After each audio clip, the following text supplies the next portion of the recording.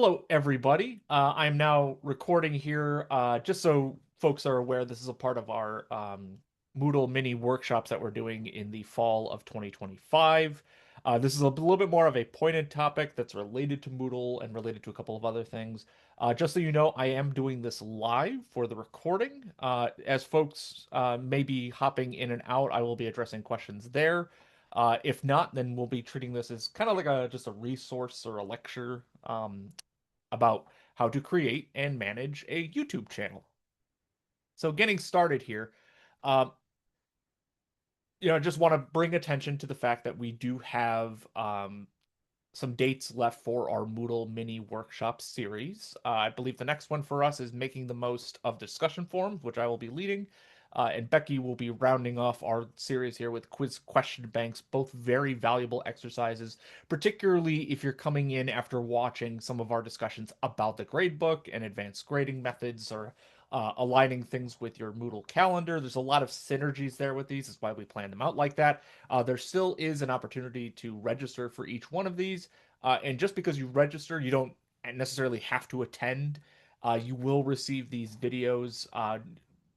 If you are registered, the videos will automatically be sent out.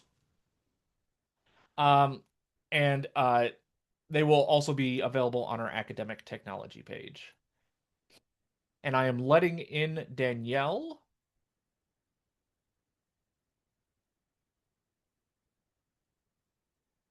Hello, Danielle. Hello, sorry I am No, late. you do not need to apologize at all. I just got started. I'm kind of treating this like a little video resource. We were supposed to have, I think, like 5 people. So you are. Yeah, I got hung up talking to a student, so Yeah, no worries, no worries. And I haven't gotten that deep, so I think you're at a good point for okay. entry into this, which is Excellent. I'll good. go back and watch the beginning later. It's really not. I mean, you just missed me plugging our other Moodle mini workshops here. So, all right. So continuing on with this, and Danielle, feel free to interrupt me. I've got like my little script here, but otherwise, it's gonna be kind of the us show. So, in talking about YouTube channels, the big question is like, why are we talking about this? And the answer is pretty clear: is that we do have a large issue on our hands here as an institution. Some of you, we've been trying to put out literature about this. We've been having multiple meetings about multimedia storage within Elms as kind of an institution. The fact is that our LMS Moodle, and this is true of all LMSs, whether you're at another organization that's using Blackboard or Canvas, some of the big popular ones around here, they're designed for displaying content and then keeping track of student progress along that content. They are not designed to be file repositories in the way that Google Drive is, or certainly your computers are. Uh, this represents a pretty big challenge because Elms has made a commitment to really expanding our online offerings and even for some of our in-person offerings, making additional resources available for students like videos, PowerPoints, etc., etc. Right? Like our digital footprint is just growing anyways, as a natural consequence of just like modern educational practice and standards. The fact is, in working with Moodle US, Elms College is currently over our allotted usage by about 600%. That represents a real existential challenge for us because we want to be able to go to Moodle US and say that we are making a good faith effort to help meet our current allotment going into the future. But there's also some real practical applications for wanting to move our multimedia into different avenues, right? Really hard to expand our online digital footprint if we don't have some of these standards and practices in place. Especially since so many folks are making the transition from traditional in-person settings into online settings. It would really help if we familiarize ourselves with a video file repository like YouTube. And that's just one option of many. If you go to one of our other series about managing media storage within Moodle, we go into a bit more detail about how to handle other video types and other file types. This is really just like in the video realm, so I don't want to get too far ahead there. So, why YouTube as opposed to other solutions? Number one, it's very easy to upload a video, and then it's going to be uploaded into an environment where it's going to be really easy to display that video after the fact. There's very few other services on out in the internet that really offer something that's as intuitive as dragging and dropping a video into a system and then having it be available for students. YouTube is still top of the class when it comes to that. It does offer multiple management features as well, some of which I'm going to walk through today, that allow for a really good display options for your course. And there's a lot of different variables there. I don't want to cover too many bases here, but you can display things by playlist, by individual videos. There's a lot of options. Uh, because it's such a robust video distribution system, it really works well with our existing Moodle modules, right? So if you have a video file that needs to end up in some type of Moodle module, whether it's a text and media area, if it's an individual lesson, if you want to attach a video, let's say to a quiz, YouTube works really, really well with Moodle stuff. And it's kind of nice. And I've talked about this in other trainings here, but we are essentially partly a Google house. All of our elms.edu addresses are relinked and distributed through Gmail.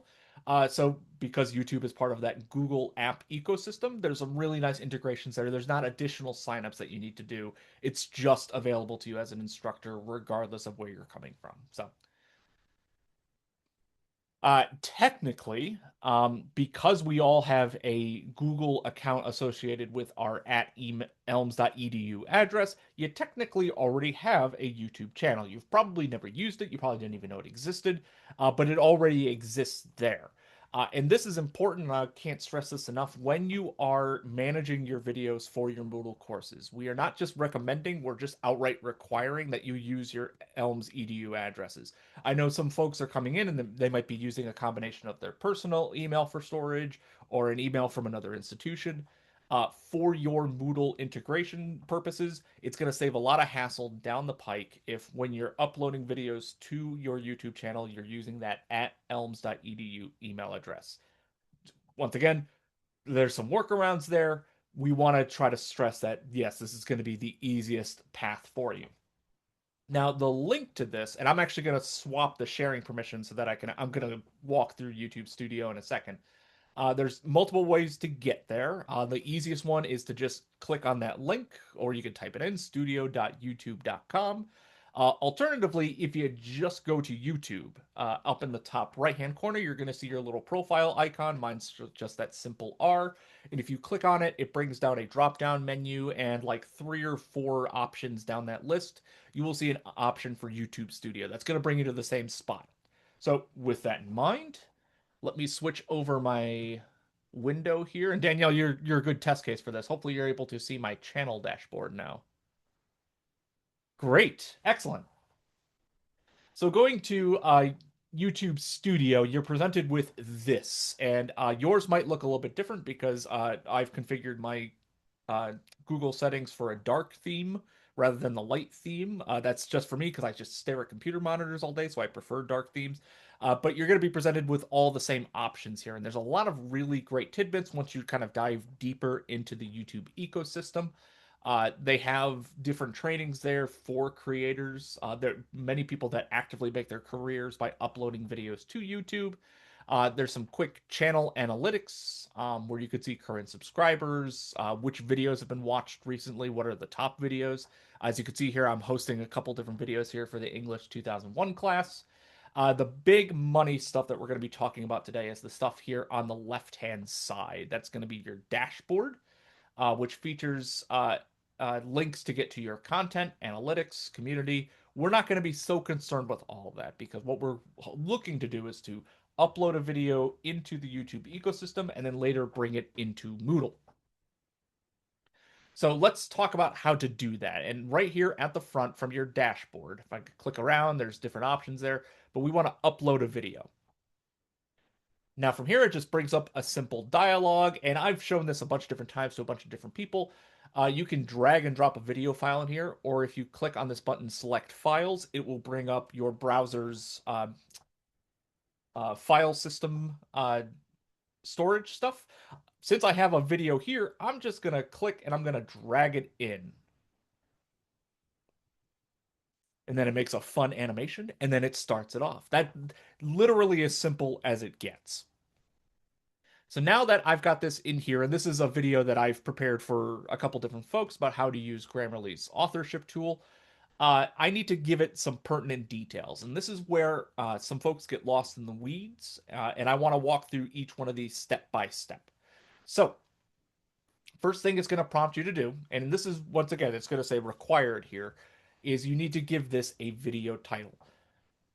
Depending on who you are, depending on what your needs are, you might just want to name it something simple. If you're naming something for a course, I highly recommend you put your course ID in there, right? So I've done a lot of work with Jasmine Hall in her English 2001 class. So what I do for her videos is I will just label it English 2001, give it a dash, and then whatever the content of that video is. Since this one is more specific to Grammarly, authorship tutorial. And that way it's very clear. Uh, Not going to be totally necessary because in Moodle we can provide some more back-end identification for students. This is really just to keep it organized for you in your content library within YouTube itself. You can provide a description as well, depending on your needs there. This is a quick tutorial on how to use Grammarly's authorship tool. That could be as long or as short as you feel necessary. Once again, YouTube is the top of the business when it comes to video authorship stuff. So it automatically generates a thumbnail. A thumbnail is simply the static image that appears before a video is loaded. As you can see here, it kind of shows a midpoint within my video. So you're kind of seeing like a Google Doc there. You can separately upload a different file, or you can test and compare different ones based on YouTube's algorithm. Largely, you're going to just want to use the auto-generated one. YouTube is very good there. What I do recommend, and I'm going to go into this a little bit deeper, a little bit further into this training, is to assign a playlist. So as you can see here, I've got a number of playlists here that I use when I'm distributing videos around. Some that's specifically for instructional design PD, QM training course videos. Here's Jasmine Hall's English 2001 playlist as well. Uh, that will help to keep your videos organized. You can quickly find them when you need to go searching for them later. You can also distribute those playlists as a single link, which can be useful as well if you just want to share all of your lecture videos within a single link. That's up to you. For this thing, I think I might just put it into a previously made playlist and then click done. Now, the next step in this is the question of audience, and this might seem counterintuitive. It's asking, is this video made for kids? And this is a required question. Normally, what YouTube does with its search algorithm is it will filter out harmful or otherwise disruptive content for youth. And some video creators are able to discern that ahead of time. Uh, I'm gonna make the judgment call here that because this is for typically a adult student or at least college age student, we're gonna actually list this as no, it's not made for kids, even though the subject matter that you might be dealing with might be entirely safe for children. We're gonna list this as no, it's not made for kids because YouTube Kids as its own algorithm is its own kind of searchable thing. This just keeps them out of that same ecosystem. So once you've filled out this information, uh, that's really as rough as it gets. There's really only one more thing we need to be concerned with. It's going to prompt you for different video elements. You don't necessarily need to be worried about that. There's an ability to end screen here. Once again, not going to really be pertinent because this is going to largely end up within the Moodle ecosystem. So we can safely click next here. It's then going to check for copyrights. YouTube automatically filters out content that might have copyrighted material in it. This might be a danger if you're teaching, let's say, a film studies class and you're using large clips from a copyrighted film or other distributed materials such as music. YouTube will check for that depending on the distribution model. They may flag it. If you encounter a flag that will restrict video content, you can get in contact with me and I can help you edit that element out. The really big thing that we need to be worried about is visibility. So since this video that you're uploading is intended for your Moodle course and not for the larger YouTube ecosystem, the three options here that are provided are really, really important. So the first one is called private. And all private does is it says, I'm the owner of this video, only I want to be able to see it. You do get the options to share it privately, but that will then trigger a type of action where every time somebody wants to access that video, you have to manually grant them that access. Public, on the other hand, will upload it straight to YouTube and it will enter into their search algorithm. So let's say you're teaching a music studies class, specifically about Bach and Beethoven and different composers of the classical era. Bach's not part of classical era, but forgive me. Uh, Somebody that might be searching up that type of content will be able to find your video. Might be useful for you if that's the type of ecosystem you want to be in, but if your primary mode is to get this stuff into Moodle, we're going to click unlisted. What unlisted does is it allows you to share the link to your video without attaching it to the search algorithm for YouTube. That's why it's the safest one. That's the one I'm recommending for everybody. There are additional options for scheduling videos. Largely do not need to be concerned with that. So we're going to click save here. And because my video is only about 2 minutes long, it's a relatively short overview of the authorship tool. It's already processed, it's done, it's ready to go. From here, I've got a video link, and I can copy that link, and now I can bring it into Moodle, which is fantastic. I'm done. The real big thing I want to impress upon folks that are entering into this is making sure that the visibility for your video, even if you disagree with everything else that I've said prior to this, the visibility for your video should be listed as unlisted. Full stop. So we're going to close out of here. And a few more things I wanted to show you. Let's say you're in your YouTube studio, you're uploading things, and you just want to grab specific videos. Clicking on your content tab will allow you to see all the videos that you've uploaded. And as you can see, I've got miles and miles of videos that I've uploaded since I've joined Elms as an institution. And highlighting over each one of these will give you different options. The little pencil symbol, you can go back in and edit the individual details for that video.